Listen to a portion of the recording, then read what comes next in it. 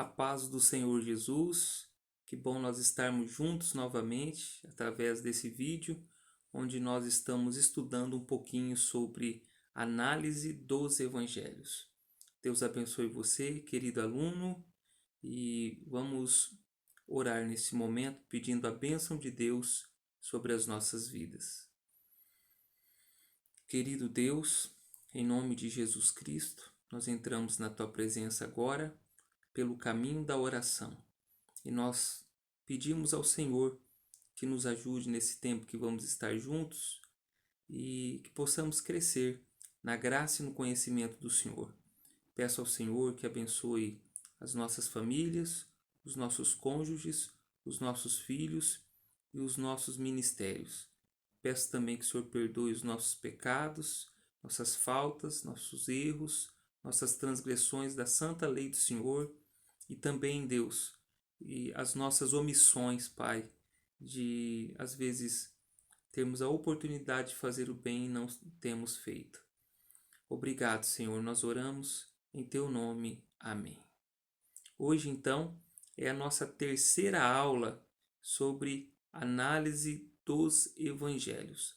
Na aula passada, você se lembra bem, nós estudamos um pouquinho sobre os tipos de literatura do Novo Testamento. Estudamos um pouquinho a composição dos 27 livros que compõem o Novo Testamento, tá bom? Dividimos eles por gêneros literários, que são os livros históricos, as epístolas e também a profecia. Hoje nós vamos falar sobre as várias dimensões do que é evangelho. As várias dimensões do que é evangelho. Talvez você esteja acostumado apenas a pensar do jeito evangélico sobre o evangelho, né? Mas ele tem outras dimensões também que nós vamos tentar abordar nesta aula, ok?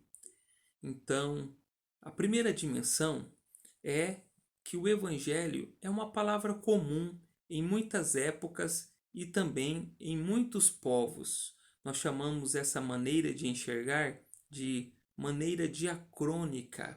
A palavra grega diacrônica significa através dos tempos, através das épocas.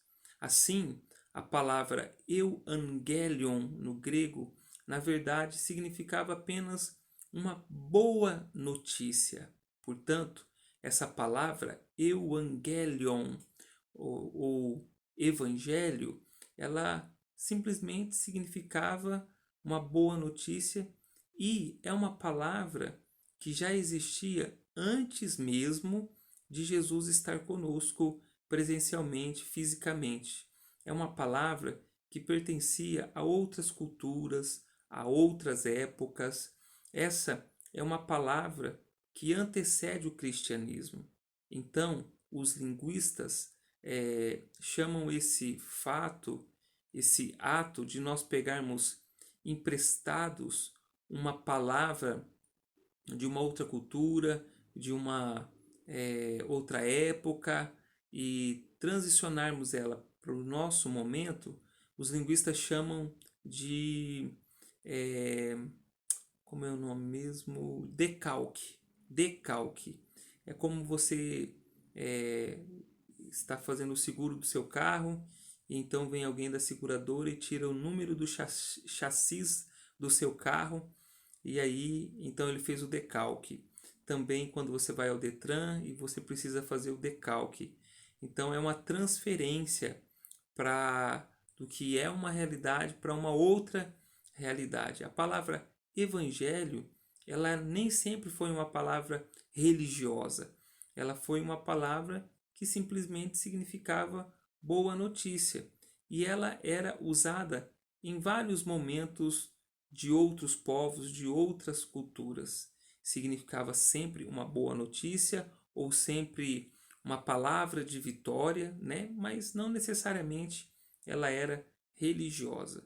Você vai estudar isso com mais detalhes, mais aprofundadamente no dicionário Internacional de Teologia do Novo Testamento, lá nas páginas 166 a 174, no volume 2, tá bom? Nós vamos enviar para vocês esse texto aí na plataforma do Moodle, para que vocês tenham acesso a essa palavra. Mas, num primeiro momento, então, essa palavra era apenas usada como uma palavra comum e não com esse apreço cristão ou espiritual ou religioso que nós temos hoje, tá bom? Então, todo o evangelho ele precisava de um evangelista. E de novo, nós não estamos pensando em evangelização conforme nós aprendemos na igreja, ok? Então, quem era o evangelista? Era aquele que trazia uma mensagem de vitória ou quaisquer outras notícias que redundavam em alegria, em felicidade, tá? Então, esse era o evangelista. O evangelista era aquele que era o portador de uma notícia de alegria, de uma boa nova, não necessariamente a mensagem cristã. Quero dar 2 exemplos aqui para vocês. O primeiro vem do mundo militar. Todo general ou todo exército, ele tinha um evangelista. E quando esse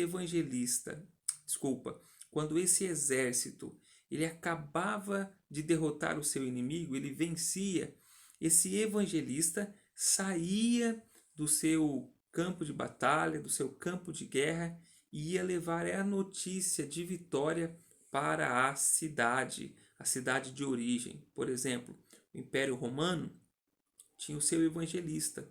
Quando as tropas do Império Romano estavam militando e eles venciam aquela batalha, o evangelista saía daquele momento de batalha, depois que a luta tinha acabado, e levava a mensagem de vitória para o imperador. E assim acontecia também no Império Grego, no Império Assírio, no Império Sumeriano, no Império Egípcio.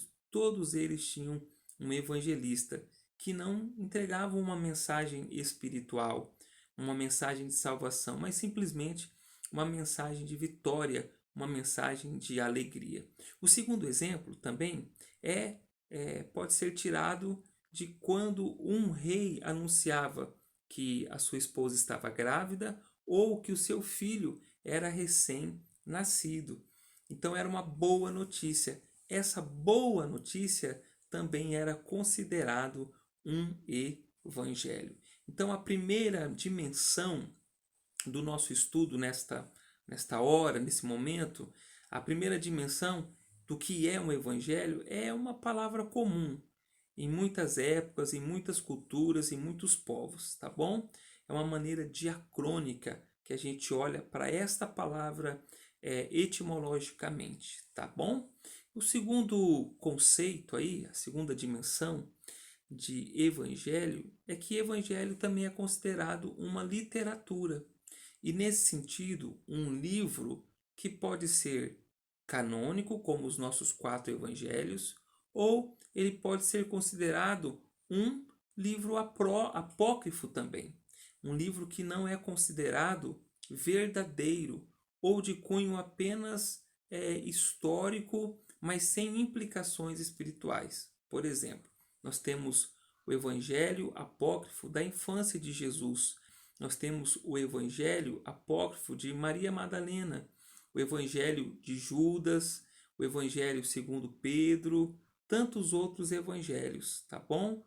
Então, não necessariamente evangelho como literatura são apenas os 4 canônicos que nós acreditamos ser inspirados pelo Espírito Santo, que são Mateus, Marcos, Lucas e João. Não, os evangelhos no primeiro século, antes e depois, também eram simplesmente considerados como uma literatura, tá? Então essa é a segunda dimensão aí do nosso estudo. Ele é um evangelho, também é uma obra literária, ok? Bom, quando a gente trata o evangelho como uma obra literária, nós queremos dizer que o evangelho ele abarca, ele é composto de uma história com muitas dimensões. Então é uma história a respeito de uma personagem principal, mas essa história conta com muitos recursos literários, ou o gênero maior é o evangelho que conta uma história, mas dentro dessa história você tem gênero dentro de gênero. O que isso significa? Você também pode se aprofundar nisso lendo aquele livro Entendes o que Lês, de Stuart Olyott. Não, Stuart Gordon Fee. Não, Stuart Olyott é outro livro, desculpa. Mas você pode procurar naquele livro Entendes o que Lê, do Gordon Fee, e também do Stuart, Douglas Stuart, ok? Então, quais são os gêneros literários que se submetem ao gênero maior que é o Evangelho? Nós vamos aprender que são os ditos dessa pessoa principal. Nós vamos aprender que dentro desse Evangelho pode conter discursos, pode conter parábolas, pode conter narrativas, pode conter provérbios, escatologias e outros gêneros literários também, ok? Pode, por exemplo, como no Evangelho de João, pode ter uma apologia também. Tudo isso que eu estou falando para vocês, vocês podem contemplar em qualquer um dos nossos evangelhos, mas não é uma exclusividade dos nossos evangelhos canônicos. Eles podem também serem encontrados em evangelhos apócrifos, ok? Então, os ditos de Jesus, aquilo que o Senhor foi dizendo e que foi registrado por Mateus, Marcos, Lucas e João. Também os discursos de Jesus, por exemplo, Mateus capítulo 5 ao 7, é um bloco só de discursos de Jesus, parábolas. Como não lembrar da parábola do semeador, não é mesmo?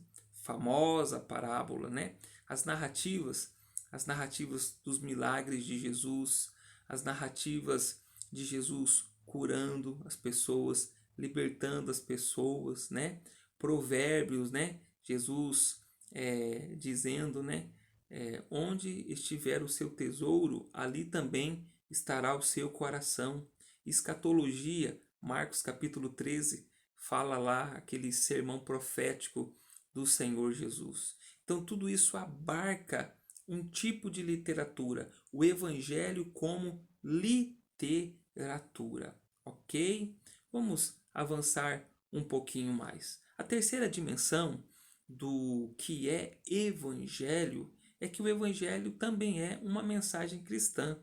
Agora sim, chegamos no nosso plano espiritual, naquilo que nós estamos mais acostumados como cristãos, como evangélicos, como pessoas que entregaram o coração ao Senhor Jesus. Então, qual é a mensagem cristã? Lógico que aqui eu estou fazendo um resumo, né? Para que possamos entender melhor isso. O que é então o Evangelho como uma mensagem cristã? É que Jesus veio à Terra, viveu, morreu e ressuscitou por seu povo, salvando e consumando em tudo a vontade de Deus o Pai. Quando Jesus lá na cruz do Calvário, ele bradou tetelestai em grego, ele estava dizendo, está consumado. Tudo aquilo que o Pai, tudo aquilo que Deus pediu para ele fazer, ele fez. Ele veio, se encarnou em Maria, teve uma vida santa, morreu a nossa morte, essa morte de Jesus em nosso lugar nos proporcionou o perdão dos nossos pecados, nos proporcionou ficarmos livres da ira de Deus. Portanto, quando Jesus ressuscita, é a prova de que nós fomos aceitos por Deus em Cristo, e a ressurreição também é a nossa justificação, né? Então, essa é uma mensagem central do Evangelho para nós, que Jesus Cristo veio a essa terra, ele morreu, e ressuscitou por nós, nos salvando e consumando assim a vontade do Senhor nosso Deus. Eu queria mostrar para você alguns textos que vão comprovar essa mensagem em cada uma das literaturas do Novo Testamento, ok? Por exemplo, Mateus 1:21 diz, né, o anjo falando a José, e ela, a Maria, dará à luz um filho, e lhe porás o nome de Jesus, porque ele salvará o seu povo dos pecados deles. Então, eis uma boa notícia, eis uma notícia de vitória, eis uma notícia que nos alegra. Então, isso é o Evangelho. Lembrando lá do conceito diacrônico, ok? Que foi registrado dentro de uma literatura, que foi proclamado pelos evangelistas. Essa é a mensagem, tá? E agora nós vamos ver no Evangelho de Marcos, que diz: pois o próprio Filho do Homem não veio para ser servido, mas para servir e dar a sua vida em resgate de muitos. Então, propósito do Evangelho. O Senhor veio nos servir e veio resgatar as nossas vidas, a vida do seu povo. Por isso o texto está dizendo que Jesus não morreu por todos, mas Jesus veio resgatar a muitos, porque nem todos serão salvos. Numa teologia, nem todos são eleitos, nem todos são predestinados, mas isso é assunto para uma outra aula, uma aula de teologia sistemática, tá bom? Então, essa é a mensagem de Marcos para nós, que é uma boa notícia também. No Evangelho de Lucas, capítulo 19, verso 10, diz: pois o Filho do Homem veio buscar e salvar o que se havia perdido. Essa é uma boa notícia também. Isso é o Evangelho. Quando a gente olha para João, aquele texto tão conhecido, poderíamos citar muitos outros textos, mas nós estamos pegando apenas um texto de cada literatura do Novo Testamento. Então, em João, aquele texto tão conhecido, que é uma boa notícia para nós, porque Deus amou o mundo de tal maneira que deu seu Filho unigênito para que todo aquele que nele crê não pereça, mas tenha a vida eterna. É uma boa notícia. Aquele que crê em Cristo não vai perecer, mas ele terá então, ele já tem a vida eterna. Boa notícia. É um evangelho também. Em Atos dos Apóstolos, naquele sermão do apóstolo Pedro, ele diz assim: respondeu-lhes Pedro: arrependei-vos e cada um de vós seja batizado em nome de Jesus Cristo para a remissão dos pecados e recebereis o dom do Espírito Santo. Mais uma vez, o retrato do Evangelho, a essência do Evangelho, o perdão dos nossos pecados, a remissão dos nossos pecados e o presente de Deus para as nossas vidas, que é a vida eterna, né? A teologia paulina, aquele texto tão conhecido de Romanos, capítulo 1, versos 16 e 17, que diz assim: pois não me envergonho do evangelho. Por quê? Porque o evangelho é o poder de Deus para a salvação de todo aquele que crê, primeiro do judeu e também do grego. Lembrando que sempre na evangelização, o apóstolo Paulo começava pelas sinagogas, tentando evangelizar primeiro o judeu e depois também os gentios, visto que a justiça de Deus se revela no evangelho de fé em fé, como está escrito: o justo viverá pela fé. Nós não somos justificados por obras, porque as nossas obras não pagam a nossa salvação. Nós somos justificados pela fé unicamente, exclusivamente em Cristo Jesus. Isso também é evangelho, tá bom? Uma mensagem cristã do evangelho. Em Hebreus, Jesus, porém, tendo oferecido para sempre um único sacrifício pelos pecados, assentou-se à destra de Deus, aguardando daí em diante até que os seus inimigos sejam postos por estrado dos seus pés, porque com uma única oferta aperfeiçoou para sempre quantos estão sendo santificados. Olha que boa notícia. Os sacerdotes precisavam oferecer sacrifícios para o povo todos os anos, mas agora Jesus, com um único sacrifício, ele então nos comprou para Deus, nos purificou, nos santificou posicionalmente, está nos santificando progressivamente, e assim então nós temos essa boa notícia, esse evangelho para as nossas vidas. Em Tiago, mais uma vez, a promessa de salvação. Meus irmãos, se alguém entre vós se desviar da verdade e alguém o converter, sabei que aquele que converte o pecador do caminho errado salvará da morte a alma dele e cobrirá multidão de pecados. Então, de novo, uma promessa de salvação, uma boa notícia para aqueles que se convertem do seu caminho errante diante do Senhor, tá bom? Agora nós vamos para Apocalipse, mas tem uma petrina aqui antes. Hebreus, Teologia Paulina de Hebreus, Tiago. Esqueci de colocar uma petrina, mas eu vou falar de cor, eu sei esse texto de cabeça. 1 de Pedro 3,18 diz que para isto Jesus veio ao mundo, para nos perdoar, para nos salvar e para nos reconciliar com Deus, para nos remeter novamente a Deus, para nos enviar novamente para Deus. Então isso também é uma boa notícia, 1 de Pedro 3,18.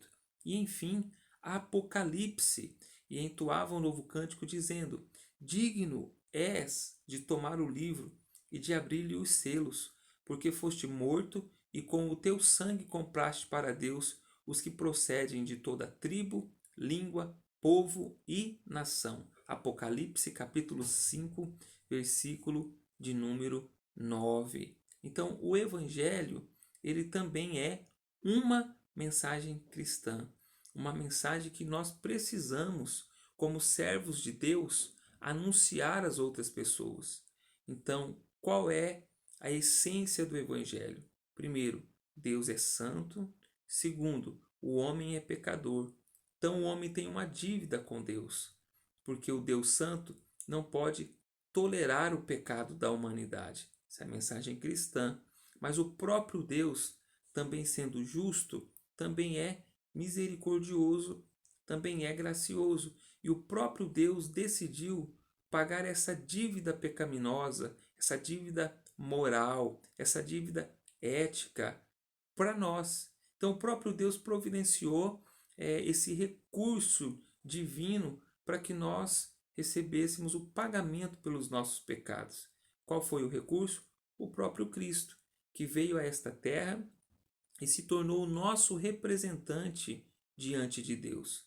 Antes de Cristo, o nosso representante é Adão, e Adão pecou, e nele nós recebemos a herança do pecado. E todo aquele que peca deve morrer. Por quê? Porque o salário do pecado é a morte. Mas agora, quando nós recebemos o dom gratuito de Deus, recebemos Cristo Jesus, nós tomamos posse da palavra de Romanos capítulo 5, que diz: onde abundou o pecado, superabundou a graça de Deus por intermédio de Cristo Jesus. Então, queridos alunos que estão agora aí aproveitando esta aula, Deus é santo, o homem é pecador. Por causa dos seus pecados, o homem não pode ter comunhão com Deus, não pode ter vida eterna, mas sim morte eterna. Mas Deus, em amor, em misericórdia, em graça, enviou Jesus para ser o nosso representante legal, e aquele que bebeu o cálice da ira de Deus que seria derramado sobre as nossas vidas. Nesse sentido, quando nós entendemos a nossa pecaminosidade, nós também entendemos a necessidade de um Salvador. E aí nós fazemos uma confissão. Nós recebemos Jesus Cristo como nosso único e suficiente Salvador. Isso é a mensagem cristã, ok? Ah, vamos recapitular o que estamos aprendendo na aula de hoje. Nós estamos falando então das várias dimensões do que é o Evangelho. O que é o Evangelho? Nós percebemos, estudamos, externalizamos para vocês o Evangelho como uma palavra comum, uma palavra que era usada em todas as culturas e ela nem sempre era usada no sentido de uma palavra religiosa. Depois, nós mostramos para vocês que o Evangelho também é um tipo de literatura, uma literatura como os nossos evangelhos, que são canônicos, que nós cremos que são inspirados, mas também existem outros evangelhos, que são os apócrifos, que também têm a mesma estrutura dos nossos evangelhos. Mas a própria igreja foi percebendo que o que estava nesses evangelhos não eram inspirados e por isso não eram dignos de confiança. Vocês vão perceber isso porque vocês vão ler o evangelho da infância de Jesus, é bem pequenininho e ele vai fazer você rir um pouco e perceber como a igreja não poderia mesmo ter aceitado esse tipo de evangelho. Mostramos para vocês também que o evangelho é uma mensagem cristã. O evangelho como uma mensagem cristã, que Deus é santo, que o homem é pecador, o homem está encrencado com Deus, mas o próprio Deus resolve livrar esse homem enviando Jesus Cristo. Esse homem entende essa mensagem e aí ele se arrepende dos seus pecados e confessa Jesus Cristo diante de Deus e diante dos homens como seu único e suficiente Salvador. E para a gente encerrar a aula de hoje, existe também o Evangelho de uma maneira popular, onde cada um, em rápidas palavras, professa aquilo que ele acredita ser o Evangelho. Por exemplo, na igreja, se nós perguntarmos para a maioria das pessoas o que é Evangelho, elas dirão que Evangelho é uma boa notícia, que Evangelho é a história da vida de Jesus. De maneira simples, popular, eles responderão isso, ok? Então, recapitulando de novo, o que é o Evangelho? Depende de qual dimensão eu quero focalizar Evangelho. O Evangelho pode ser uma palavra comum que não tem nada a ver com o mundo espiritual, com o mundo cristão, com o mundo religioso. Por outro lado, o Evangelho também é um livro, é uma literatura que abarca vários gêneros literários, como os ditos de Jesus, os discursos de Jesus, as parábolas de Jesus, dentre outras coisas que nós já falamos. O Evangelho também é uma mensagem cristã.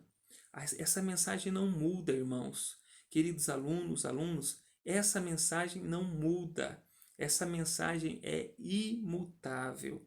Passam épocas, anos, séculos, a mensagem do Evangelho é imutável. A mensagem cristã do Evangelho. Por último, aí então, o Evangelho pensado de maneira popular, comum por tantas pessoas, ok? Bom, queria deixar algumas tarefinhas para vocês, tá?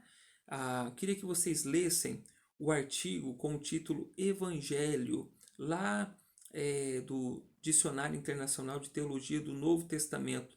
Nós vamos mandar o arquivo para vocês. Gostaria que vocês fizessem essa leitura e após realizar essa leitura, com poucas páginas, me parece que são 4 ou 5 páginas, então você vai fazer uma declaração de leitura e você vai mandar lá no Moodle para a gente dar uma olhada nisso e contar como nota para vocês também. A segunda tarefa é ler o Evangelho Apócrifo da infância de Jesus, para você perceber como o conteúdo dos evangelhos apócrifos eles são parecidos com os evangelhos canônicos, mas há uma discrepância muito grande que você jamais aceitaria como evangelho inspirado. E daí, eu queria que você, ao fazer essa segunda leitura sobre o evangelho da infância de Jesus, que você notasse e anotasse em sua leitura por que você não aceitaria esse evangelho como inspirado e como canônico, tá bom? E aí você vai mandar essas duas atividades, o item 1 e o item 2, lá no Moodle, e eles vão enviar para eu dar uma olhada, corrigir e ver o que você conseguiu perceber, ok? Essa é a nossa aula de hoje, espero que você tenha gostado. Peço que você se inscreva aí no meu canal no YouTube. Se você gostou dessa aula, deixe o seu like. Se você não gostou, deixe o seu dislike. E acesse também o sininho para que você possa receber novas notificações dos nossos vídeos que nós estamos aprendendo a gravar nessa nova época, nesse novo tempo. Deus abençoe, foi muito bom estar com vocês, que vocês continuem crescendo, que nós continuemos crescendo na graça e no conhecimento do Senhor. Paz do Senhor, Deus abençoe.